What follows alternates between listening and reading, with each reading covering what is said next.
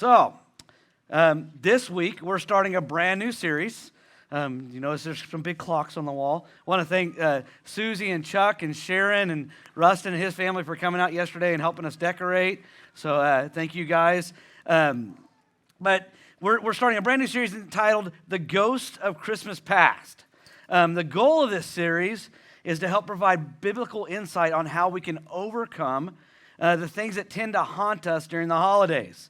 Have you ever noticed that Christmas really magnifies everything? When something is good happens during Christmas time, it tends to be so much bigger and better, so much gooder. Because it was like it happened at Christmas. Like a baby being born near Christmas is like so much like, I don't know, it's like you just get more excited, I guess, because it's Christmas. A gift that is given during Christmas tends to be something like oh wow, I can remember as a kid how excited I would get when I came and I saw what was there. It just was bigger. Christmas is bigger. But at the same time, when something difficult happens during Christmas time, it always seems to be more difficult. Like a death, when someone passes away during Christmas time, it seems to just hurt that much more. Like, why'd they have to die right now? It's like people are dying all the time. Like we don't know what hour we're gonna go or anything. But during the holidays, it seems to be so much worse and so much more magnified. So over the course of the next 3 weeks, we're going to be looking at 3 ways that tend to be magnified, 3 major battles that tend to be magnified at Christmas. Next week, we're going to talk about the ghost of shame. For some reason, during the holidays, shame seems to be something that tends to perk up and be a lot bigger in our lives. Then it's an internal battle that tells me I'm bad. So we're going to be talking about that. On week 3, we're going to talk about the ghost of labels. You know, over the years, we all pick up a few labels, right? Some of them we don't like. Some of them bother us. And those labels tend to, show up more and be more present when it's around the holidays. Our family members tend to, remind us of the labels. So we're going to talk about overcoming labels during that. But first, today, I want to talk about a ghost that has haunted me most of my life. In fact, this ghost and I went to battle pretty hard during my sabbatical a few weeks ago. God had to do some major work in my heart in October, and he's still doing some major work in my heart even today. And today we're going to talk about the ghost of offense. Okay? So we're going to learn more today about how to overcome offense. So how many of you here today, you know someone who is easily offended? Okay, go ahead and raise your hand if you know somebody that's easily offended. Everybody, come on, I know there's more. You know somebody, yeah, shame on you. They would be so offended if they knew that you raised your hand saying that you know somebody that's that's easily offended. I mean, really? I mean, why would you do that? I mean, but really, we all know someone who's overly offensive or easily offended. But if you turn inwardly, how many of you, if you were honest, would say that you get offended more often than you should? It's more difficult to admit when the fingers point at you. It's like, yeah, so, and there's 3 of them. Let's just move on, you know. But let's think about this. These things often weigh us down, like an appreciative driver when you let them in. You know, when you're doing the zipper thing that we're supposed to do on the road, and you let somebody in and they just keep going, no hand raise or nothing. You're like, jerk, no thank you, you know. Or when you hold the door for someone and they just walk right in and don't say thank you, you know, not appreciative of it. Or when someone's looking at their phone while you're talking to them. Oh, man, that gets you, doesn't it? Yeah, or they don't like your comment on Facebook or other social media. Or even worse, you find out that a friend unfollowed you on social media. Oh, man, yeah, it just keeps getting, or when someone doesn't answer your text for 24 hours, like I did to Hannah last night. But when someone doesn't answer your text, or Dave, like Dave or my dad all the time, you know, that I don't answer text or whatever. But or what's even worse is when you send a text message and you see the bubbles pop up on the screen. and it's bubbling. You're waiting for the response, waiting for a response. And it's like there for like, geez, they must be writing a big message. And then it disappears. Yes. Like they just ditched you in the middle of like you're not even good enough for them to finish the comment and send it to you. I mean, like those kind, it like tends to get on our nerves, Or then you get to the holidays, and you get stuck in the family what you bring into dinner, endless text message loop that just keeps going and going. And you and your family, you say like you're going to bring like 3 things, and then your sister says she's going to bring 1, and then she shows up with Tupperware. Like she's going to take home all the stuff that she didn't bring with her. She's getting all the, like, it just tends to get on your nerves, right? Because or someone makes a comment about how you're raising your kids. Yeah. Or they make a comment about your kid. And like nobody talks about my kids. And it tends to like just get this thing going. At this point, Christ is completely out of Christmas, and all they about to get is moss of these hands. Right? This time of year just tends to bring things out. Isn't it crazy how much more Christmas magnifies the little things and turns them into big things? And the season of honoring Christ becomes a season of being haunted by offense. How much destruction these offenses cause in our lives. How much these offenses cause us to turn away from the people that we're supposed to love most. Now we're talking about little things. And I don't want to overlook the big things. We live in a world that is full of people that have like egregious hurts and pains and things that have happened to them, significant things that have happened to them during the holidays. You've been lied to, you've been lied about, you've been abused, you've been walked out on, you've been hurt, and that's really very hurtful, very, very real. And some of you here today, like you're dealing with family situations that have been going dysfunctional for decades and generations, and it just continues and continues and continues to compound. I don't want to overlook that. The challenges we face when we're offended is this. When I allow a haunting spirit of offense to seep into our heart, it begins to overcome my attitude. And oftentimes, we become the biggest contributor to the entire Christmas dinners being destroyed. Because of my easily being offended, because of me harboring stuff that I haven't let go of, I tend to be the one that causes the most destruction at the dinner because I'm coming in already with something that I should have let go of last year.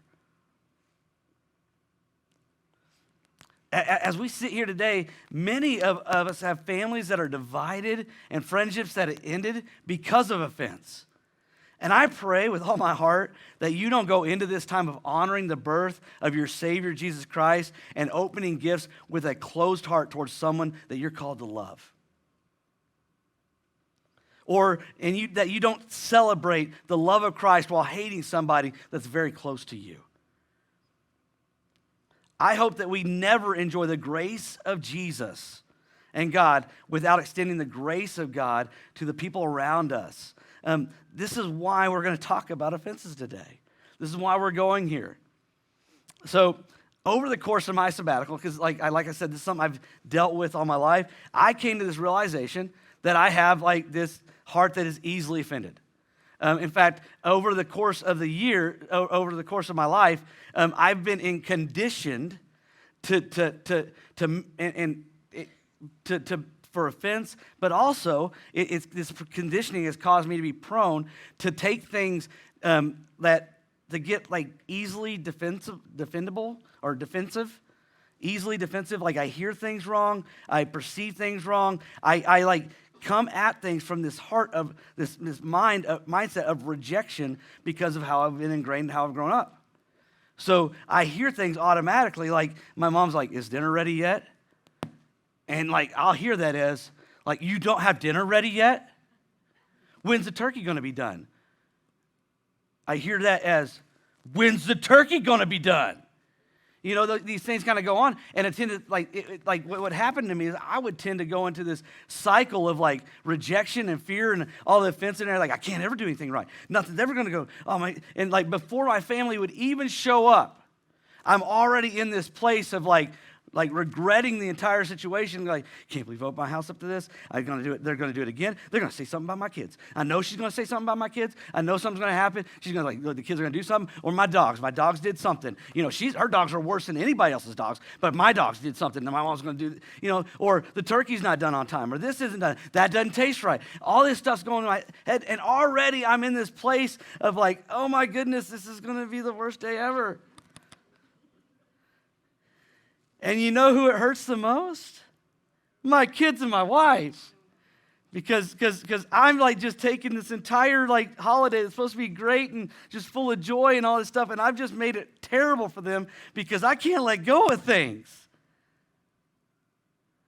So I began to look at this during the course of my sabbatical and over like literally like having these moments where one day I text Russell, I said, pray for me. I am in this this moment of sheer rage. Like there's so much anger flowing through me right now. And I'm like dealing with this. Could you pray for me? He's like, absolutely, I'll pray for you. And so I over the course of my sabbatical, I began to read a book by Craig Groeschel called Winning the Battle of the Mind. And he talks about how we can change our posture and change our stuff and reframe things. And one phrase that really has stuck out to me from that book is this: your life is too short and your calling is too great to live offended. We'll say it again.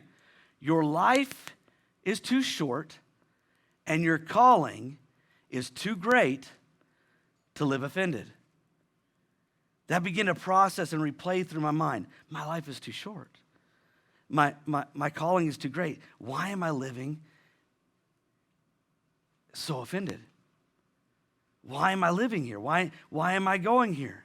Think about it. James says in James 4:14, yet you do not know what tomorrow will bring. What is your life?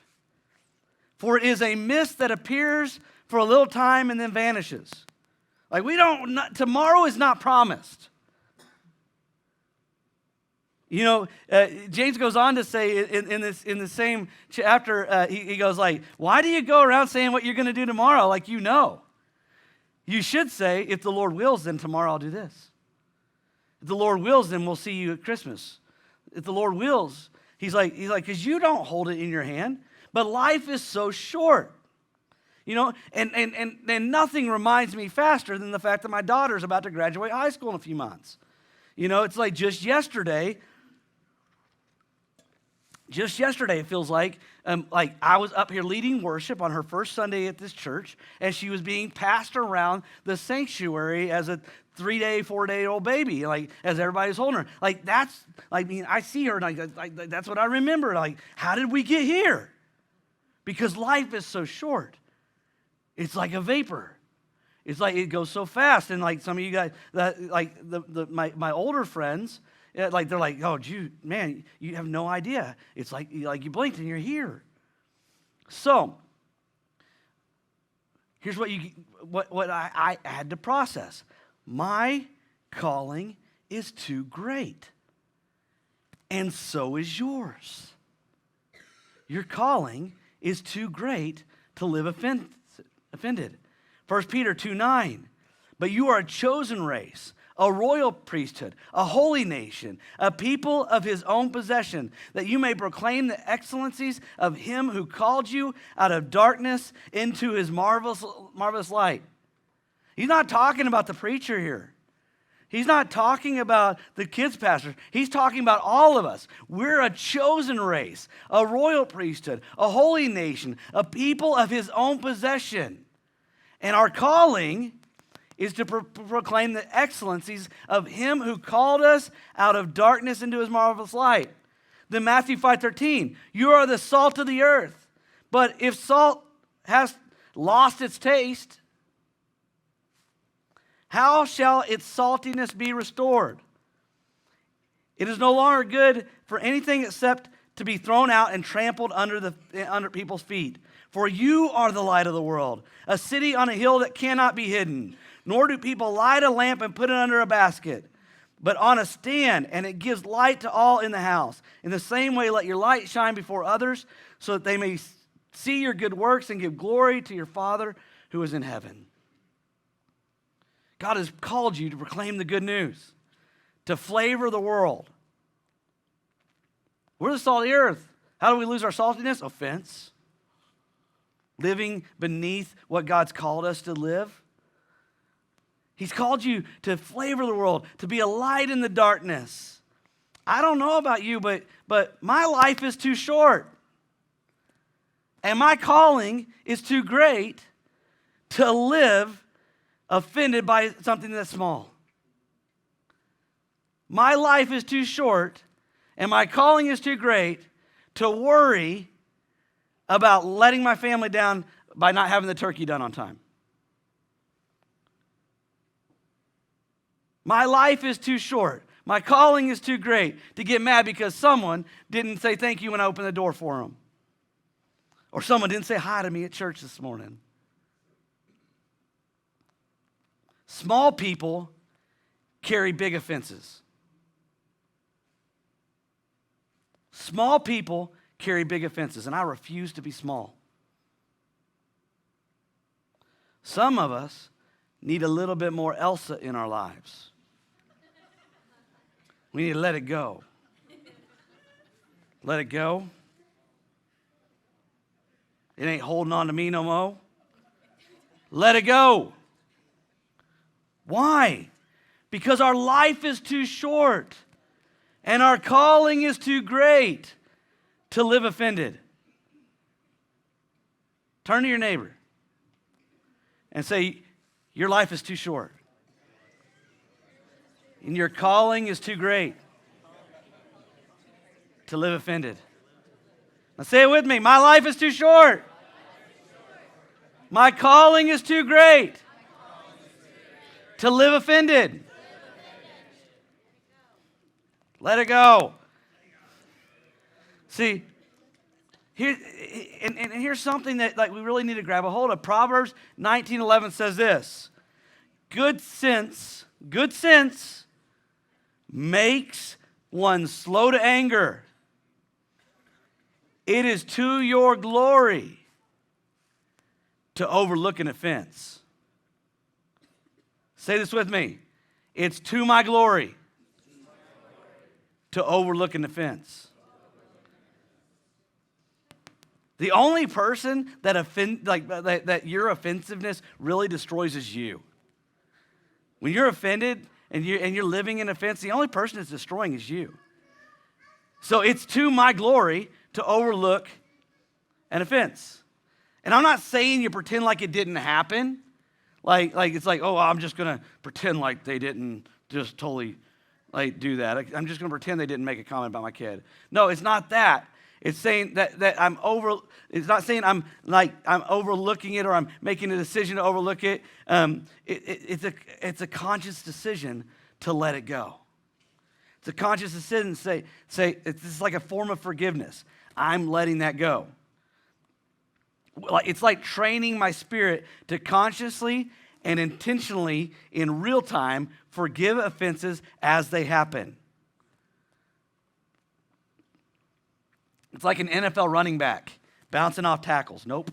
I'm going to hurdle over that one. Because why? Because my focus is not on what's going on around. My focus is on crossing the finish line, finishing well, walking with the Lord. There's the goal line. I'm going for the goal line, so I'm not going to let anything stop me from getting there and doing it well. So often offense keeps us from doing it well. Renee Descartes, and I probably said her name wrong, she puts it this way: when anyone has offended me, I try to raise my soul so high that the offense cannot reach it. When anyone has offended me, I try to raise my soul so high that the fence cannot reach it. Why? If life is too short and our calling too big, why would we ever want to let something small distract us from something so big? Why would we want to let that happen? Why would we want that? So I'm going to break this down into two thoughts this morning. We're going to deal with small offenses first, and then we're going to deal with the heavier offenses. Because some of you right now are thinking, Pastor, you don't even know the stuff I've been through. And I don't. You're talking about Tupperware, and I'm dealing with big stuff, generational stuff. I get that. So we're going to talk about it, but we're going to try to reframe this all. We're going to try to take these two thoughts and begin with some statements that will help us begin to overcome things. And this statement that is so powerful and so empowering in your life is this: with God's help, I'm getting over this. With God's help, I'm getting over this. If it's to our glory to overlook an offense, then we need God's help to get over it. So my first thought is this: with God's help, I'm getting over being easily offended. With God's help, I'm going to get over being easily offended. Ephesians 4:2, always be humble and gentle. Be patient with each other, making allowance for each other's faults because of your love. Why did I make allowance for my brother? Because of my love. You know, anybody here know anybody who's perfect? Anybody? Jesus was it. Jesus was it. So Paul tells us to be patient with others. Be patient with other people. Make allowances for each other's fault. Since no one is perfect, we should all be making allowance for each other's faults because of our love. Have you ever noticed that we tend to judge people by their actions while wanting ourselves to be judged by our intentions? You know, I'm going to judge you by how you act, but man, when you look at me, I want you to know my heart. You're like, you know my heart, right? You know, you should know my intentions weren't bad. You know, but man, when it comes to your actions, man, I'm not giving you the benefit of the doubt. I wasn't thinking that. If you really knew me, you had given me the benefit of the doubt. But when the shoe's on the other foot, man, we're pointing fingers. Oh man, we get there. I want to judge others by my actions, but I want everybody else to judge me by my intentions. We need to recognize that when someone's having a bad day, when someone else's bad response, when someone else might be uncaring, unkind, unfriendly, short, inattentive, lacking empathy, their bad response is not all about you. It's not all about you. Their bad driving is not an attempt to offend you and ruin your day. Sometimes they're just bad drivers, okay? Their snarky remark is not about you. Sometimes it's just because they stubbed their toe in the morning, okay? Or their alarm clock went off and they didn't wake up. So sometimes it's not all about you, but we make it all about us, and we tend to internalize it and get offended by it. Right. So what we need to begin to train ourselves to do is when someone's short with us, we need to learn to ask, I wonder what they're going through. I wonder if they're hurting. When someone's rude or short, maybe I ought to, instead of getting upset and judging, maybe I ought to go, man, maybe I ought to pray for them. Maybe, is there some way, God, is there some way that I can minister to so-and-so today? They seem to be having a rough time. I want to have compassion on someone who's struggling because I'm getting over being easily offended. And if I'm going to get over being easily offended, I'm going to have more compassion in my life. So I'm going to have to rethink how I'm doing things, how I'm thinking about things, how I'm picturing things, how I'm hearing things, how I'm reading things. I'm the worst about reading text messages wrong or emails wrong. I always add inflection. Always. And it's never the right inflection. Michelle, what are you doing? How do I read that? What are you doing? I'm working, okay? I'm working. Geez. She's just checking on my day. What are you doing? What are you up to? How's your day going? You know, but like inflection and everything. So in order to get to this place where I'm not being easily offended, I got to get to a place where I'm not reading inflection. I'm not doing those things. I'm taking a step back. It's like, wow, that was rude. Maybe they're dealing with something, and I should pray for them. Otherwise, instead of, maybe I should go key their car. Jerk. Man, next time I'm slamming the door in their face. Then thought number 2 is this.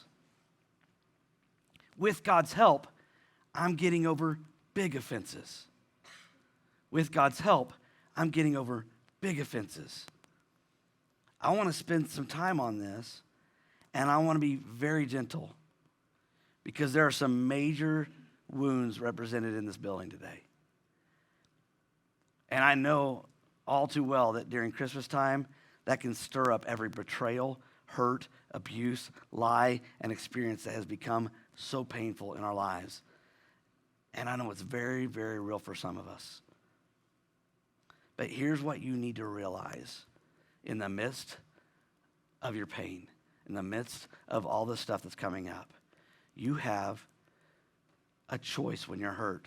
When you're hurt, you have a choice.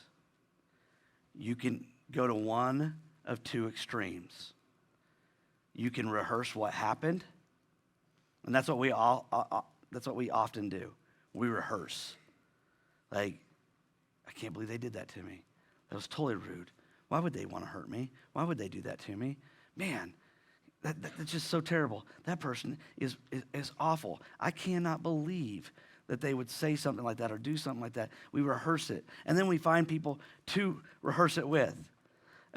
Like we find, like, for some reason, like we want to rehearse it with, so we go on social media and we rehearse it. I cannot believe Aunt so-and-so came to my dinner and said this about my kids. Y'all need to get, like, I'm just so angry that they did that to me. And like everybody like buttons is love. Get the little, because like I'm caring because you're hurting right now. And like we rehearse it and we rehearse it, like, because the next thing our hurt needs is a posse. You know, like I'm rounding up a crew to go take out this evil that has been inflicted on me. I want you to be offended with me. Can you believe that so-and-so, our hurt wants a posse? It needs its own crew. So we can choose to rehearse it, or with God's help, we can start to release it. See, there's a difference. I want to stop for a moment, okay? Gossip is when you're listening to somebody rehearsing their hurt or their offense about somebody over and over and over again, and you're getting involved in it. That's gossip. Your response should be, do you want me to help you get through this, or are you just wanting to rehearse this with me? Because I don't think rehearsing is going to help. Can I pray with you about that? That's how we should be doing things as Christians and brothers and sisters. Have you talked to that person? Are you coming to me because you've talked to that person, you've done the godly standard of, like, if you have an offense against your brother, go to your brother in person and talk to him by yourself about it? Have you done that part, and now you're coming to me because you want me to go with you? Are we going to go talk to them? Oh, no. I just want to talk junk on them. I need you to listen. I need a posse. See, that's where we get in this world. We're like, oh, it's all good. No, if we're brothers and sisters in Christ, we shouldn't live there.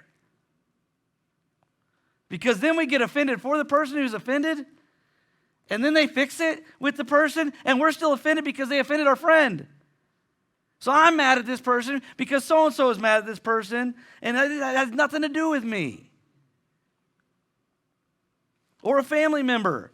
One family member gets mad at another family member, they rehearse it with me, and now I'm mad at that family member, and then they get it together, and then we have a family meal, and they're like talking to each other, like, I've been mad at them all year for you. And now you're just going to act like nothing happened? I'm still mad for you. That's dumb. So I can choose to rehearse it, or with God's help, I can start to release it. I'm passing over that. I'm overcoming it. It's to my glory to overlook an offense. See, forgiveness is a process. For some, it takes time. And it only comes to pass when we seek God, when we press into Him, when we continually pray, when we continue to see and we continue to try to do the right thing. His Spirit can actually begin to change our heart when we're there. Colossians 3:13, make allowance for each other's fault and forgive one another who offends you. Remember, the Lord forgave you, so you must forgive others. Jesus is asking us to make allowance for each other's faults. Some of you are thinking of somebody right now. Some of you might even be thinking about me. So what do we do? What do we do to get past this, to get through this? We remind ourselves that the Lord forgave us, and the least I can do is forgive others. How do I forgive someone who seems unforgivable? How do I forgive something that's so wrong, so brutal, so horrific? Not only how do I forgive someone who hurt us, but you sometimes it's even more difficult to forgive someone who hurt someone we love. Oh, like you mess with my kid, you mess with my wife, it makes it 10 times worse for me. I tend to get a little bit more charged up when it's one of my kids, or it's one of my wives. Keeping it light, folks. Keeping it light. I only have one wife. We are not that kind of church. I feel like I've had to say that a couple times over the last several months. So how do we forgive? How do we forgive? We forgive as we've been forgiven. How do we do it? We forgive as we've been forgiven. I don't know about you, but I've been forgiven a lot. If you add up the 41 years that I've been on this earth, all the people that I've let down, all the times that I've been less than honest, all the people that I've hurt because of my hurt, all the times that I've blatantly sinned against God, and for God to say, hey, I'm casting that as far as the east is to the west, I don't even remember it. I've been forgiven a lot.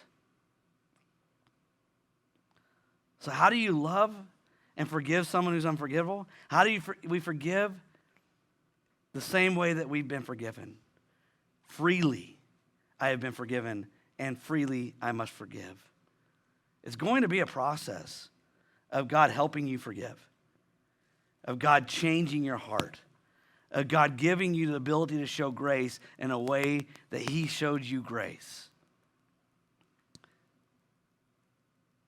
God, help me pray for this person even when I don't want to. I don't know if this is speaking to anybody else but me this morning, but if it is, let God crack your heart open a little bit. Let him crack it a little bit. Right now, everything inside of you is wanting me to shut up and end this sermon. Just move on, Pastor. Can we close this one up? Can we go to lunch? Timer's almost out. Let's not talk about this anymore. But the truth right now is you need to hear this. You've been haunted by the ghost of offense for way too long. And what tends to happen is when we have one offense in our life, we tend to add more and more offenses to our life, and we're constantly at war with somebody or something. So let's be like Descartes says, whenever anyone has offended me, I try to raise my soul high enough that the offense cannot reach it. Some of us need to grab the controls of the plane today and climb. I've been on some airplanes that have gone through thunderstorms or been in thunderstorms. I've been in a little airplane in a thunderstorm. What the captain do? He didn't go below it. He didn't get down there where the lightning could strike him. He climbed the smooth air. So whenever we get offended, we need to grab the controls and climb above it. Get to Jesus. Get to God. Get to connection with Him. Go there. Get out of the thunderstorm. Get out of the storm of offense. Get out. Like, I'm not living here anymore. I'm not going here anymore. The very thing that's held you back for so long, it's going to hold you no more when you grow closer to God. The low or offenses of this world do not hold me back because my life is too short. I'm not going to let something insignificant take me off track because my calling is too great. I'm not going to rehearse this. I'm going to release this. I'm not going to rehearse it. I'm going to release it. I'm getting over it. I'm getting over it. I'm getting over it. And you keep getting over it. And you keep getting over it. And you keep getting over it till over time you're saying, I've gotten over this with God's help. I'm over it. I'm over it. I'm over it. I'm not holding back anymore because I'm over it. It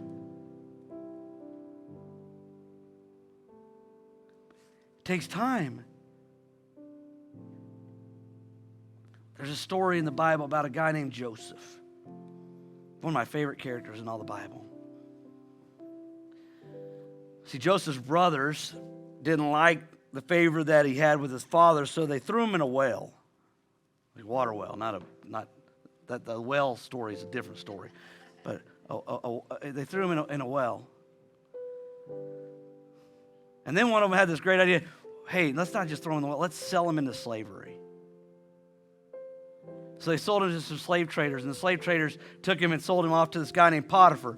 And he raised up into Potiphar's house and began to do great things at Potiphar's house. And then Potiphar's wife thought Joseph looked good, so she tried to get him to do some stuff with him, and he ran. She tore his jacket off and accused him of trying to take advantage of her. So then Joseph gets thrown into prison. Man, another great opportunity to stay offended, be hurt. My brothers, they betrayed me. They sold me into slavery. Potiphar didn't believe me. His wife betrayed me. I mean, you could just see this lifestyle that could be building up in Joseph. But no, Joseph decides to continue to build himself up and do a great job in prison. And he begins to be elevated and elevated and elevated. And pretty soon he ends up in Pharaoh's court and becomes a second in command of the nation. And a famine hits the land. And his brothers show up because they can't find anything to eat. Man. Anybody reading this story, you go like, oh, he can get them now. Joseph emotionally breaks down and tells his brothers, reveals himself to his brothers emotionally. And instantaneously, they were filled with fear. They were terrified. But Joseph says something so powerful.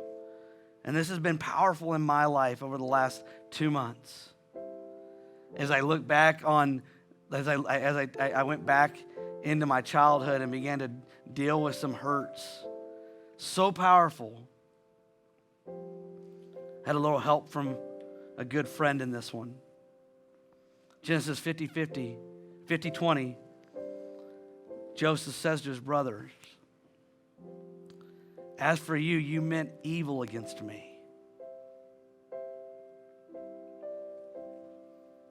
But God meant it for good. You see, they meant evil.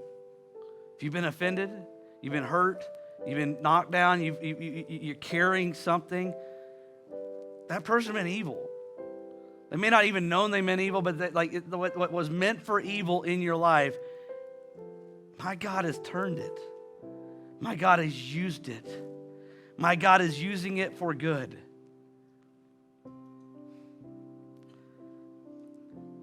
we have to get to a place where we tell the ghost of past offense, I'm over this. I'm over this. That's beneath me.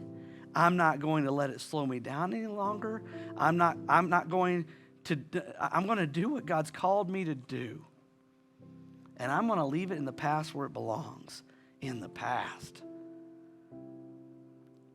For some of you this morning, God wants to begin a new work in you.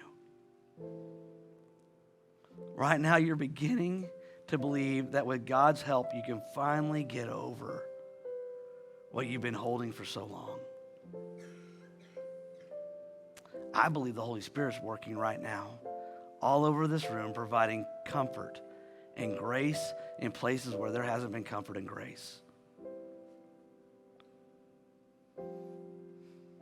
And I'm looking forward to the day when you can say, with God's help, I'm over the pain of my past. I'm free.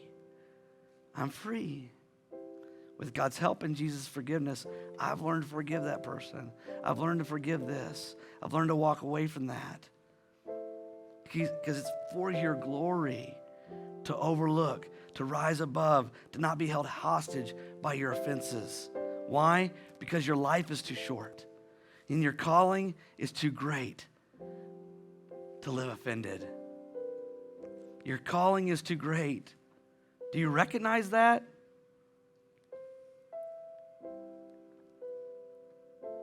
I sure did. My calling is too great to live here. My calling is too great to live there. So the Bible tells us we're forgiven in the manner that we forgive. I didn't have to earn it. I didn't have to do anything to earn Christ's forgiveness. Why do we so often think that we need it, like, in order for us to forgive somebody, they got to earn it? Again, I got to let Elsa in and let it go. Let it go. They don't have to earn it. They don't have to prove anything to me, because I didn't have to prove anything to Jesus. I'm forgiven in the manner that I forgive. My life is too short, and my calling is too great to live in offense. Would you stand with me this morning?